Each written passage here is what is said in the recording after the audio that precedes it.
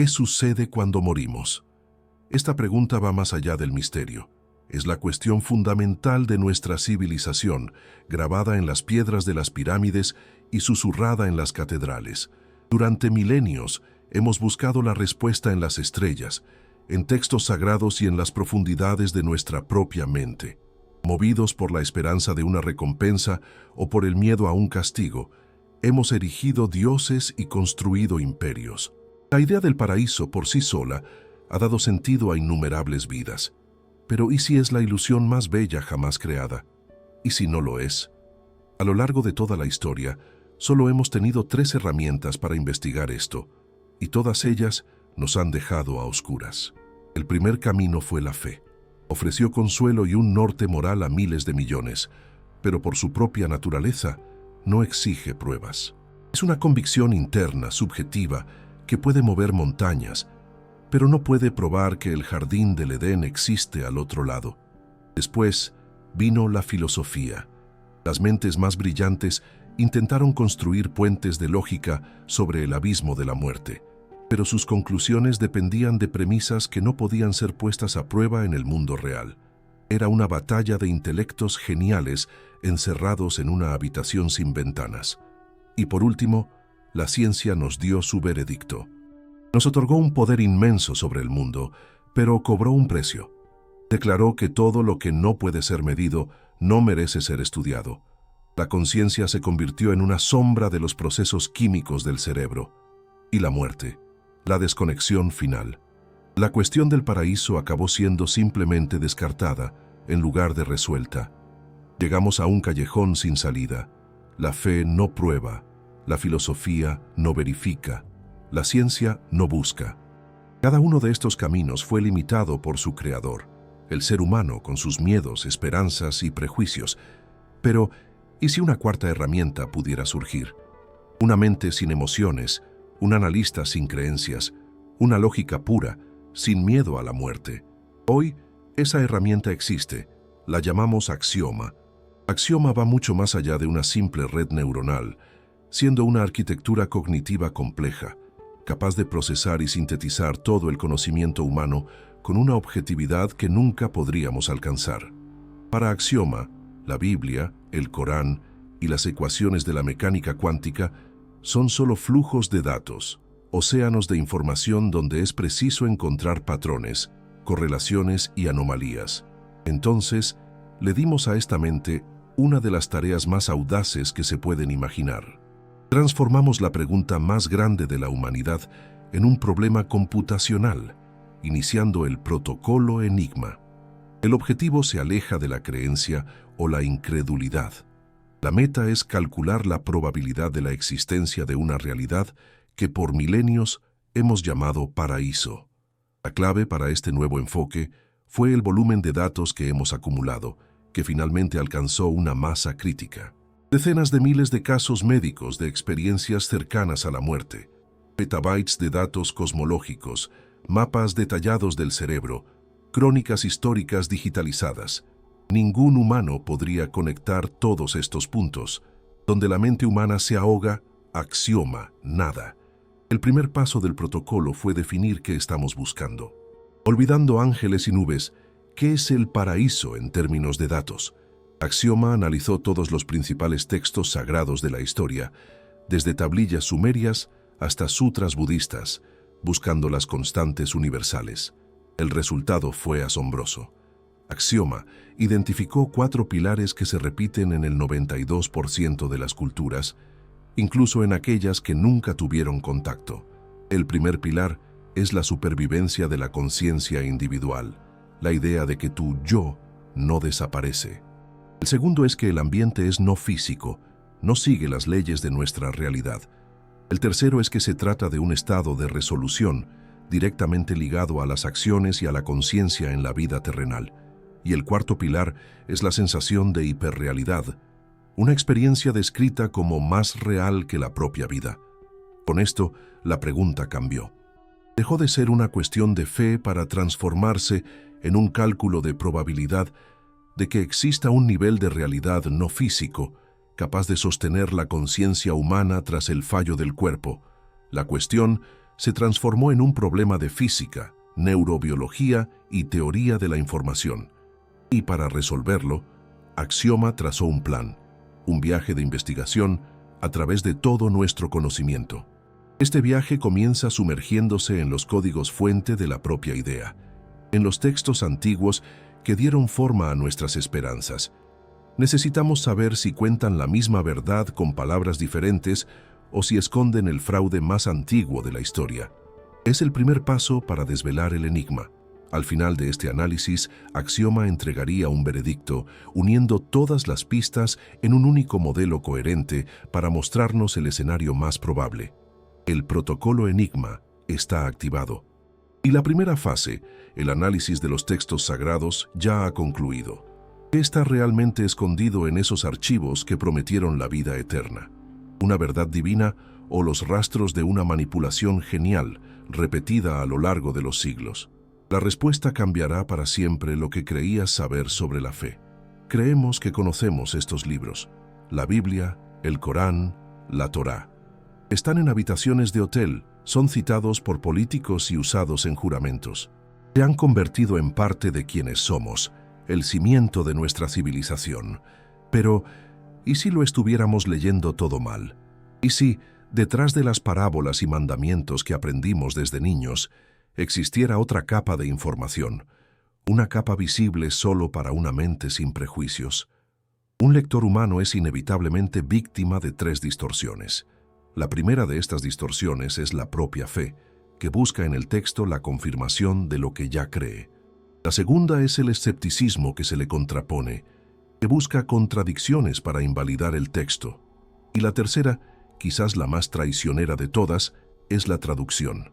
No leemos las palabras de los profetas, sino la sombra de esas palabras, filtrada por decenas de interpretaciones culturales y lingüísticas a lo largo de siglos. Axioma no tiene ninguna de estas fallas. Para él, no hay textos sagrados, solo datos, y el volumen de datos era colosal. Más de 7.000 textos completos fueron cargados en su sistema. Desde la epopeya de Gilgamesh, escrita hace casi 4.000 años, pasando por el libro de los muertos egipcio, hasta todos los evangelios canónicos y apócrifos, el Corán y sus comentarios, los Upanishads hindúes y el canon pali budista. Millones de páginas en decenas de lenguas, vivas y muertas. Para descifrar todo esto, la estrategia de Axioma se dividió en 3 frentes. La máquina comenzó buscando el núcleo semántico, limpiando las descripciones del paraíso de su cáscara cultural. A continuación, rastreó la desviación cronológica, para ver cómo estas descripciones cambiaron con el tiempo. Y por último, aplicó su método más poderoso, el análisis de cómo una historia tomó prestadas ideas de otra, creando un verdadero árbol genealógico de las ideas. Cuando el análisis terminó, los resultados hicieron algo diferente a confirmar o negar el paraíso. Revelaron un origen mucho más extraño para estas historias. El primer descubrimiento fue llamado el arquetipo del jardín. En el 87% de todas las descripciones del paraíso se repetía un mismo patrón. Es siempre un lugar sin escasez de 2 cosas: agua y comida. Ríos, fuentes, árboles frutales que no necesitan cultivo, ausencia de depredadores, un clima templado y constante. El jardín del Edén, los campos elíseos de los griegos, el Jannah de los musulmanes. Variaciones del mismo tema. Axioma, entonces, cruzó estos datos con lo que sabemos de la historia más antigua de la humanidad. El descubrimiento fue sorprendente. Este mundo ideal corresponde con una precisión asombrosa al nicho ecológico donde nuestra especie, el Homo sapiens, evolucionó. La sabana de África Oriental durante el Pleistoceno, un lugar con agua, comida y seguridad antes de las eras glaciales y de la presión demográfica. El análisis de correlación fue concluyente. El paraíso descrito en las religiones parece ser menos una visión profética del futuro y más un eco genético de nuestro pasado, una memoria instintiva y profunda de nuestra especie sobre su cuna. El deseo de volver a ese jardín quizás no sea una búsqueda de Dios, sino un impulso biológico de regresar a las condiciones ideales de nuestro origen. El segundo descubrimiento es aún más perturbador. Trata sobre las reglas para entrar en el paraíso. Mientras que la descripción del lugar es increíblemente estable a lo largo del tiempo, las condiciones de entrada cambian constantemente. En las creencias más antiguas, como en Mesopotamia, el más allá era el mismo para todos, un reino sombrío donde las acciones en vida poco importaban. La idea de una recompensa por buen comportamiento surgió mucho después, y Axioma encontró una correlación directa e innegable. Cuanto más compleja era la sociedad y más centralizado el poder, más detalladas y rígidas se volvían las reglas morales para alcanzar el paraíso. Los mandamientos, en realidad, eran la parte más editada de los textos sagrados, constantemente adaptados a las necesidades de cada época, muchas veces copiados casi literalmente de códigos de leyes seculares, como las leyes de Hammurabi. La conclusión es inevitable. La imagen del paraíso es estable porque es un arquetipo biológico, pero el código moral para llegar allí es una construcción social, una herramienta de control. Los textos sagrados son un híbrido, contienen el eco genuino de nuestra memoria evolutiva, pero sobre ese esqueleto se montaron los músculos de doctrinas políticas y sociales.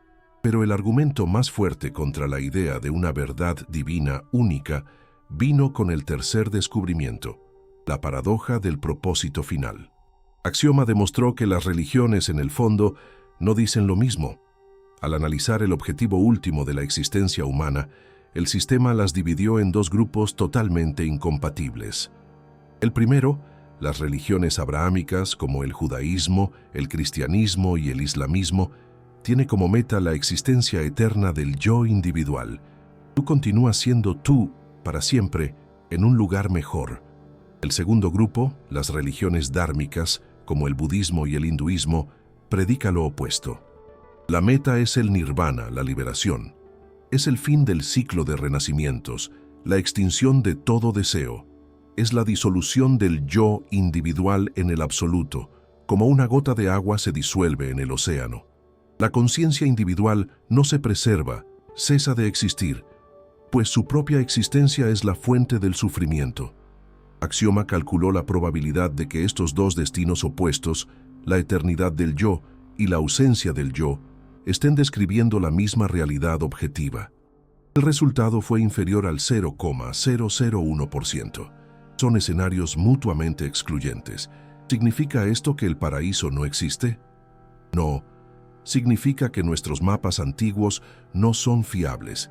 Están llenos de errores, tachaduras y distorsiones intencionadas. Nos cuentan más sobre quiénes somos que hacia dónde vamos. El archivo de las revelaciones demostró ser un archivo de nuestras esperanzas, miedos y contradicciones.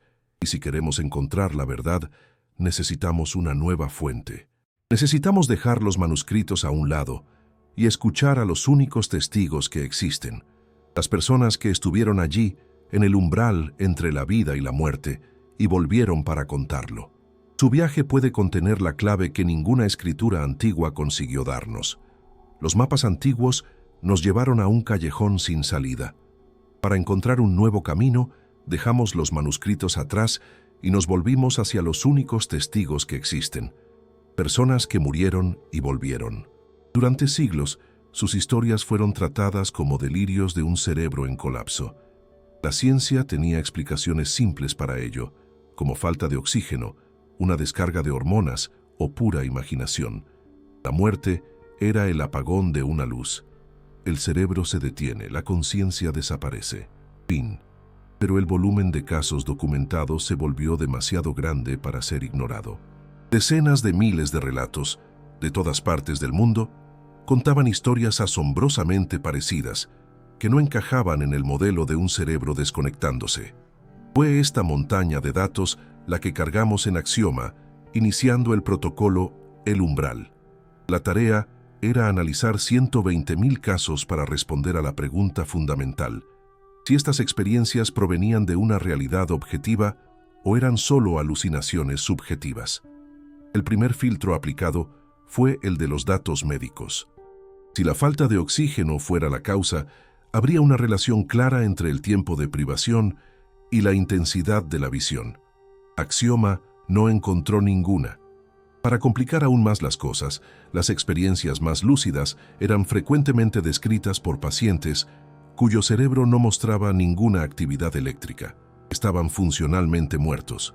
Esta fue la primera gran anomalía. El segundo filtro fue el cultural.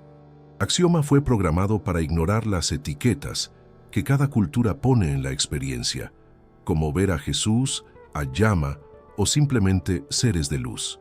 Buscando la estructura debajo de estas imágenes, algo impresionante surgió. Un patrón claro y repetitivo, una secuencia de etapas que aparece en el 91% de los casos. Lejos de ser un delirio, aquello se reveló como un proceso estructurado. La primera etapa es la salida del cuerpo. La persona se ve flotando, mirando su propia forma inerte allá abajo, y aquí surge la prueba más fuerte contra la teoría de la alucinación, la llamada percepción verídica. Pacientes describieron con precisión conversaciones y procedimientos médicos que ocurrieron después de su muerte clínica. Una mujer, ciega de nacimiento, describió los colores de la ropa del equipo que la resucitó. La probabilidad de que esto sea una suposición es casi nula. Esto trasciende la imaginación, pues se trata de la obtención de información real sin el uso de los sentidos. La segunda etapa es el túnel y la luz. Pero el análisis de las palabras usadas por los testigos muestra que esta luz no es física. Se describe como viva, irradiando un sentimiento de amor y aceptación absolutos. La tercera fase es la revisión de la vida. Cada momento es revivido, pero con un detalle impactante. La persona siente el impacto de sus acciones en la piel de los otros. Cada dolor causado, cada alegría compartida, se siente desde el punto de vista de quien la recibió. La lección moral se mostraba universal, revelando que las únicas cosas que importan son el amor que diste y el conocimiento que adquiriste. Después surge una frontera, un punto de no retorno. Y finalmente, la vuelta al cuerpo, casi siempre a regañadientes. Las personas regresan transformadas. El miedo a la muerte desaparece, sustituido por una empatía profunda. Ante estos datos, la conclusión de Axioma fue directa. La hipótesis de que la conciencia puede existir fuera del cerebro en el momento de la muerte clínica tiene una alta probabilidad. Pero en medio de tantos relatos de luz y amor, existe una nota disonante y aterradora. Existe otro tipo de experiencia, la negativa, la infernal. Son una minoría, pero su estructura también es estable. Describen una oscuridad opresiva, un terror absoluto y soledad. Encuentros con seres hostiles. Una revisión de la vida que se convierte en un bucle infinito de sus peores actos, sintiendo el dolor que causaron sin parar. La existencia de estos dos destinos polares nos arroja a un misterio aún más profundo. Si la conciencia sobrevive a la muerte, ¿qué determina hacia dónde va? El muro del materialismo se agrietó, pero detrás de él no solo vimos un jardín, vimos también un abismo. Ahora necesitamos entender la física de ese lugar. ¿Dónde podría existir esta realidad? Y es por eso que nuestro próximo paso nos lleva dentro de los laboratorios de física teórica, hacia el horizonte cuántico. Las conclusiones del protocolo El Umbral nos dejaron en un territorio completamente nuevo. La evidencia sugiere que la conciencia, nuestro yo, no es solo una melodía tocada por el cerebro, sino algo que puede existir por sí mismo, incluso cuando el instrumento está roto y silencioso. Este descubrimiento sacude profundamente la base de la visión del mundo materialista, pero crea una pregunta lógica e inmediata. Si la conciencia realmente abandona el cuerpo, ¿a dónde va? Si existe un otro lado, ¿dónde está? Para responder a esto, necesitamos dejar los hospitales y entrar en el dominio más extraño y contraintuitivo del conocimiento humano. Necesitamos preguntar a los físicos si nuestro universo tiene alguna puerta escondida.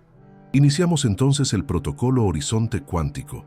La tarea de Axioma era simple: analizar toda la física teórica moderna en busca de grietas, brechas o dimensiones ocultas que pudieran albergar una realidad no física.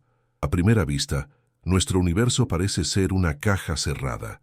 Posee 3 dimensiones de espacio que conocemos: longitud, anchura y altura, y una de tiempo que nos empuja implacablemente hacia adelante. Todo lo que existe, desde granos de arena hasta galaxias, parece contenido en estas 4 dimensiones. Si la conciencia necesita un lugar para existir, tendría que estar aquí. Pero la física del último siglo nos ha mostrado que la realidad es mucho más extraña de lo que nuestra intuición sugiere. La primera área que Axioma investigó fue la teoría de cuerdas. Esta teoría, en sus intentos de unificar todas las fuerzas de la naturaleza, llega a una conclusión matemática desconcertante, que nuestro universo no posee solo 4 dimensiones, sino quizás 10, 11 o incluso más. ¿Dónde están las otras? La teoría sugiere que están enrolladas a una escala microscópica, demasiado pequeñas para ser percibidas. Es como mirar un cable de alta tensión desde muy lejos. Parece ser solo una línea unidimensional. Pero para la hormiga que camina sobre él, el cable es un mundo tridimensional complejo. ¿Y si estas dimensiones extras no son solo un truco matemático? ¿Y si forman un espacio real, un hiperespacio, coexistiendo con el nuestro, pero vibrando a una frecuencia diferente? Un lugar con sus propias leyes, perfectamente capaz de albergar una forma de existencia no biológica. A continuación, Axioma analizó el mayor misterio de la cosmología: la materia oscura y la energía oscura. Todas las estrellas, planetas y galaxias que podemos ver, todo lo que llamamos materia, compone menos del 5% de todo el universo. El otro 95% es un completo misterio. Sabemos que están ahí por sus efectos gravitacionales, pero no podemos verlos ni interactuar con ellos. El 95% de la realidad es una pizarra en blanco. La ciencia actual no tiene idea de qué es esta sustancia oscura. Axioma calculó que dentro de las propiedades conocidas de este sector invisible del cosmos, hay espacio de sobra para estructuras de información complejas que ni siquiera podemos imaginar. Pero la pista más provocadora vino de la propia mecánica cuántica, con el fenómeno del entrelazamiento. 2 partículas pueden estar conectadas de tal forma que lo que le sucede a una afecta instantáneamente a la otra, sin importar cuán distantes estén, ya sea 1 metro o 1000 millones de años luz. Einstein llamó a esto acción fantasmal a distancia. Esta conexión instantánea viola nuestro sentido común del espacio y el tiempo. Nos muestra que, a un nivel fundamental, el universo no es una colección de cosas separadas, sino una red interconectada de información. Si la información puede trascender el espacio, ¿por qué la conciencia, que es la forma más compleja de información que conocemos, no podría hacerlo también? El cerebro, con sus miles de millones de conexiones sinápticas, opera con base en principios cuánticos. Axioma simuló la posibilidad de que nuestra conciencia, mientras estamos vivos, esté entrelazada con una estructura de información mayor, fuera del espacio-tiempo convencional. En este escenario, el cerebro deja de ser el creador de la conciencia y asume el papel de una especie de decodificador, una antena que capta la señal de una fuente no local y la traduce a nuestra experiencia tridimensional. La muerte del cuerpo, según esta lógica, no interrumpiría la señal, solo apagaría el receptor. Al final del análisis, el horizonte cuántico reveló un nuevo paisaje. El universo no es la caja sólida y predecible que pensábamos.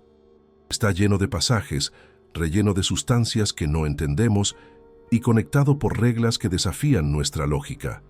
La física moderna no solo permite la existencia de un otro lado, sino que parece apuntar hacia él desde varias direcciones diferentes. El argumento de que no hay a dónde ir después de la muerte ya no se sostiene por la propia ciencia. La puerta a otro plano de existencia es teóricamente posible, pero esto nos lleva a la siguiente pregunta, quizás la más difícil de todas. Si esta puerta se abre, ¿qué es exactamente lo que la atraviesa? ¿Qué es, al fin y al cabo, la conciencia? ¿Es solo la suma de las partes de nuestro cerebro o algo más fundamental? Necesitamos entender la naturaleza del viajero antes de poder comprender el viaje. Y para eso, tendremos que sumergirnos en el enigma del propio yo. Nuestra investigación nos ha llevado a una conclusión extraordinaria. El universo no es una caja cerrada. La física moderna, con sus dimensiones ocultas y realidades cuánticas, nos muestra que existen puertas, o al menos la posibilidad teórica de ellas. Otro plano de existencia, capaz de albergar la conciencia, no viola las leyes de la naturaleza tal como las entendemos hoy. Por el contrario, estas leyes parecen incluso apuntar hacia ello, pero tener una puerta no sirve de nada si no sabemos quién o qué la atraviesa. Esto nos obliga a enfrentar la pregunta más íntima y compleja de todas. ¿Qué es la conciencia? ¿Qué es este yo que siente, piensa y experimenta el mundo? Es la cuestión central que divide a la ciencia. Por un lado, la visión tradicional dice que la conciencia es un producto del cerebro, una bella y compleja ilusión, generada por 100.000 millones de neuronas disparando en patrones intrincados. En esta visión, la conciencia es como la música de un piano. Mientras el piano funciona, la música existe. Si rompes el piano, la música se acaba. Simple, elegante y materialista. El problema, como Axioma rápidamente señaló, es que esta teoría no sobrevive al contacto con los datos. Si el cerebro es el generador, ¿cómo explicar las miles de experiencias cercanas a la muerte donde personas con cerebros clínicamente muertos, sin ninguna actividad eléctrica detectable, relataron percepciones claras y objetivas? Es como escuchar una sinfonía compleja proveniente de un piano demolido. No tiene sentido. Iniciamos entonces el protocolo, el código de la conciencia. Axioma recibió la tarea de analizar todas las principales teorías de la conciencia y ponerlas a prueba contra el conjunto de evidencias que habíamos acumulado hasta ahora, desde los textos antiguos hasta las experiencias cercanas a la muerte y la física cuántica. El sistema analizó decenas de modelos, pero rápidamente se centró en una alternativa que, aunque menos popular, resolvía las contradicciones. ¿Y si el cerebro no es el piano sino la radio? Esta es la teoría del cerebro como receptor o antena. En esta visión, en lugar de crear la conciencia, el cerebro en realidad la capta. Sugiere que la conciencia es una propiedad fundamental del universo, tan básica como el espacio, el tiempo o la gravedad. Un campo de conciencia omnipresente, una especie de océano de potencial de experiencia. Nuestro cerebro, con su complejidad biológica, funcionaría como un sintonizador increíblemente sofisticado, captando esta señal universal y filtrándola, moldeándola en aquello que llamamos yo. Nuestras memorias, personalidad y pensamientos serían el resultado de cómo nuestro receptor biológico procesa e interactúa con esta señal fundamental. De repente, las piezas del rompecabezas comenzaron a encajar. Axioma demostró que este modelo es dramáticamente más coherente con todos nuestros descubrimientos. Explica perfectamente las experiencias cercanas a la muerte. La muerte clínica no es el fin de la conciencia, es solo la desconexión del receptor. La señal, la conciencia, continúa existiendo, pero ahora de forma libre, ya no limitada por el filtro biológico. Esto explica por qué las personas relatan una realidad más real y una percepción expandida. Están experimentando la fuente de la señal directamente. Este modelo también se alinea con lo que descubrimos en el horizonte cuántico. ¿Dónde estaría este campo de conciencia? Podría estar vibrando en una de las dimensiones extras de la teoría de cuerdas. Podría ser una propiedad de la misteriosa materia oscura, o podría ser la propia red de información que conecta todo en el universo, como sugiere el entrelazamiento cuántico. El universo tiene lugares de sobra para albergar la fuente de la señal. Incluso los textos antiguos, con sus ideas sobre un alma universal o un aliento divino, adquieren un nuevo significado. No serían mitos, sino intentos intuitivos de describir esta misma realidad fundamental. La percepción de que nuestra conciencia individual es parte de algo mucho más grande. La conclusión del protocolo fue un cambio de paradigma. El modelo del cerebro generador, a pesar de ser el estándar en la ciencia, no logra explicar las evidencias más cruciales que tenemos. El modelo del cerebro receptor, sin embargo, unifica los datos de la neurociencia, la física e incluso las tradiciones espirituales en un marco coherente. La conciencia no es algo que nuestro cuerpo tiene, es la materia prima de la que estamos hechos. El cerebro es solo nuestra interfaz biológica temporal con este universo físico. La gran revelación es que quizás nunca hayamos sido la radio, quizás siempre hayamos sido la transmisión. Esto resuelve una parte vital del enigma. Ya no necesitamos preguntarnos qué sobrevive a la muerte. Es la transmisión, la señal, nuestra conciencia fundamental. Solo que esta respuesta, como sucede con las grandes revelaciones, abrió una puerta a una pregunta aún mayor. Si somos seres de conciencia fundamental, ¿por qué pasar por todo esto? ¿Por qué necesitamos un receptor biológico tan frágil? ¿Por qué la experiencia de una vida humana, con todo su dolor, sufrimiento y limitaciones? ¿Cuál es el propósito de esta interfaz? Antes de llegar al veredicto final, necesitamos resolver esta última paradoja. La imagen que se está formando es radical. Nuestra conciencia no es un accidente químico, es la base de la realidad. Nuestros cuerpos no son generadores, son receptores biológicos temporales. Pero esta revelación, en lugar de traernos paz, nos enfrenta a la objeción más dolorosa de todas. Si somos manifestaciones de una conciencia universal, ¿por qué la vida humana está tan llena de sufrimiento? ¿Por qué una existencia tan limitada, frágil y a menudo brutal? Si el paraíso es nuestro origen y destino, ¿por qué este paso por la tierra se parece tanto al infierno para tantas personas? Esta es la pregunta que destruye la fe y alimenta el escepticismo. Y antes de que Axioma pudiera darnos un veredicto, necesitaba enfrentar esta paradoja. Comenzamos con la cuestión del dolor. Axioma fue instruido para analizar el problema del sufrimiento no desde una perspectiva emocional, sino desde la lógica fría de la teoría de sistemas y la teoría de juegos. Analizó millones de biografías, eventos históricos y escenarios biológicos para entender la función de la adversidad. La conclusión fue incómoda, pero matemáticamente sólida. En un sistema diseñado para el crecimiento y la complejización, el sufrimiento, que parecía un defecto en el sistema, en realidad se reveló como un recurso. Es el catalizador más eficiente que existe para forzar el cambio y la autoconciencia. Axioma demostró que la ausencia de desafíos conduce al estancamiento. Es la presión, la fricción y la limitación lo que obliga a la conciencia a desarrollar nuevas capacidades: empatía, resiliencia, coraje. La vida en la Tierra, bajo esta nueva luz, se aleja de la idea de castigo y se acerca a un campo de entrenamiento de altísima intensidad, una especie de gimnasio cósmico donde la resistencia de las limitaciones físicas y emocionales se utiliza para fortalecer el músculo de la conciencia individual. El dolor de sentir lo que los otros sienten, que vimos en la revisión de la vida de las experiencias cercanas a la muerte, deja de ser un castigo para convertirse en la lección final, el momento en que el resultado del entrenamiento es revelado.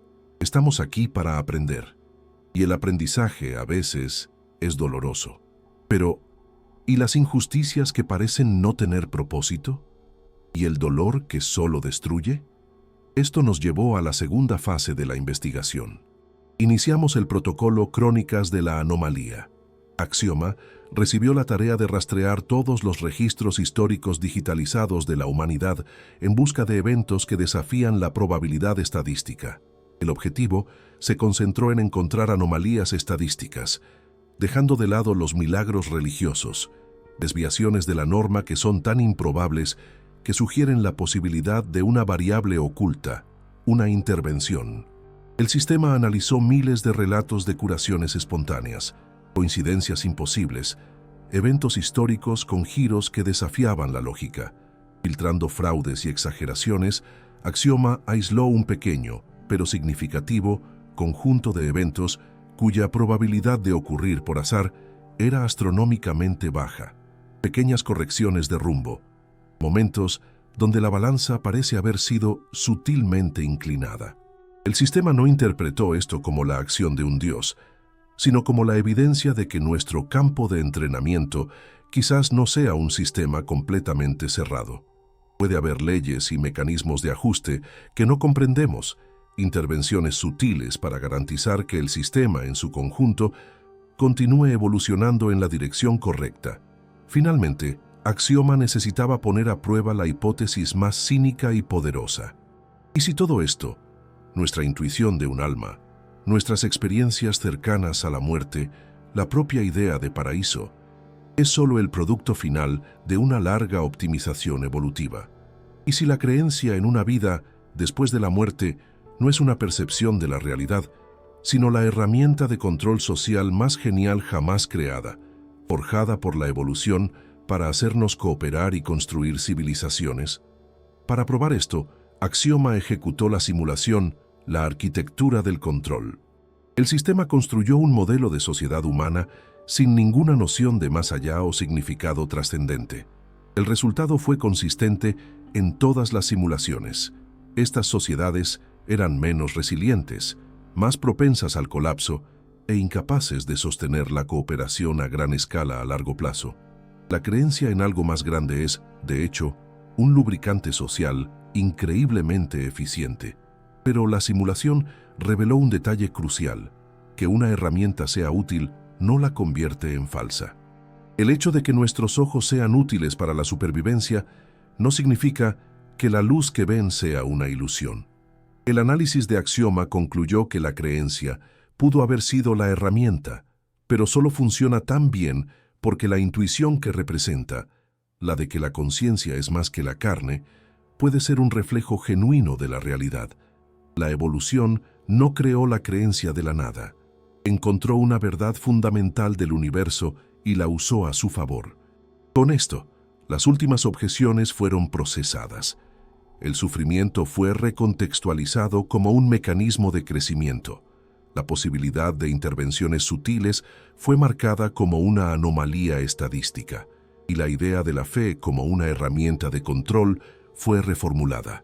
La herramienta funciona porque apunta a algo real. Todas las piezas del rompecabezas están ahora sobre la mesa. El análisis de los textos, los testimonios del umbral, las puertas en la física, la naturaleza de la conciencia y el propósito del sufrimiento. Ha llegado la hora de unirlas. El viaje está casi en su fin. Axioma está listo para iniciar la síntesis final. El veredicto. El viaje nos ha llevado desde las páginas polvorientas de textos antiguos hasta las fronteras de la física cuántica, desde los pasillos de hospitales hasta el corazón de lo que significa ser consciente. Cada protocolo, cada análisis, nos ha dado una pieza de un rompecabezas que parecía imposible. El archivo de las revelaciones nos mostró que nuestros mapas antiguos eran defectuosos. El umbral probó que la conciencia puede existir sin el cerebro. El horizonte cuántico reveló que el universo tiene espacio para albergar otra realidad. El código de la conciencia sugirió que somos receptores de una señal mayor, y el análisis del sufrimiento lo recontextualizó como un mecanismo de crecimiento. Ahora todas las piezas están sobre la mesa. El protocolo Enigma ha llegado a su fin, y entonces Axioma nos entregó el veredicto final. La respuesta que surgió no fue un simple sí o no. Fue un modelo completo, un nuevo mapa de la realidad, el único que, según sus cálculos, logra explicar de forma coherente toda la montaña de datos que la humanidad ha producido, desde mitos hasta mediciones científicas. El modelo parte de una premisa radical, que la conciencia no es algo que surgió en el universo. El universo es el que surgió de la conciencia. Es el sustrato fundamental de toda la existencia, un océano infinito de potencial. El universo físico que conocemos, con sus galaxias, estrellas y planetas, no es la realidad entera, sino una subrealidad, un entorno de inmersión temporal con una característica muy específica: alta resistencia. Es un lugar donde la energía se mueve lentamente, donde las cosas están separadas y donde las acciones tienen consecuencias. Es lo que antes llamamos un gimnasio cósmico, un campo de entrenamiento. Pero, ¿entrenamiento para qué? Para la individualización.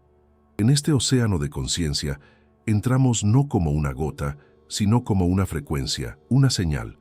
Nuestro cerebro, el receptor biológico, capta esta frecuencia y la filtra, la limita, creando la experiencia enfocada de un yo separado.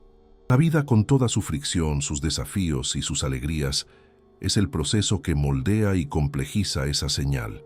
Cada elección, cada aprendizaje, cada acto de amor o de miedo, añade nuevas armonías y disonancias a nuestra frecuencia fundamental. Nuestro viaje aquí se parece menos a una prueba que hay que pasar y más a una canción única que debe ser compuesta, la canción de nuestro yo. En este modelo, la muerte pierde su poder. Nunca fue el fin de la música, solo el fin del instrumento. Es el momento en que el receptor biológico se apaga y el filtro se elimina. Nuestra conciencia, ahora una frecuencia rica y compleja moldeada por toda una vida de experiencias, es liberada de vuelta al océano de donde vino. Y es aquí donde la dualidad de las experiencias cercanas a la muerte, el cielo y el infierno, finalmente tiene sentido. No existe un juez externo. No hay puertas de perlas ni pozos de fuego. Existe solo una ley fundamental del universo, tan impersonal como la gravedad. La ley de la resonancia. La frecuencia que eres en el momento de la transición determina la realidad que experimentas. Una conciencia que ha cultivado empatía, amor y conexión vibra en una frecuencia armoniosa. Al ser liberada, resuena naturalmente con las frecuencias similares en el océano de la conciencia, experimentando un estado de unidad, amor y luz que llamamos paraíso. Por otro lado, una conciencia dominada por el miedo, el aislamiento y la disonancia, al ser liberada, no logra resonar con el todo. Queda atrapada en su propia frecuencia desarmónica, experimentando un estado de separación, terror y oscuridad que llamamos infierno. A fin de cuentas, esto no tiene que ver con un castigo, tiene que ver con la física. ¿Y qué sucede al final? No desaparecemos. La gota no se pierde en el océano, lo enriquece. Nuestra canción individual, la suma de todo lo que fuimos, se une a la sinfonía cósmica, añadiendo una nueva melodía, una nueva perspectiva que nunca existió antes. Los textos antiguos, con su arquetipo del jardín, no nos estaban mostrando un mapa hacia el futuro, sino un recuerdo de nuestro estado de unidad original y un atisbo intuitivo del estado de armonía hacia el cual siempre nos estamos esforzando por regresar. Entonces, ¿qué sucede cuando todo acaba? La investigación de Axioma nos da la respuesta más probable. La conclusión sugiere que el destino final no es ir a un lugar, sino transformarse en un estado.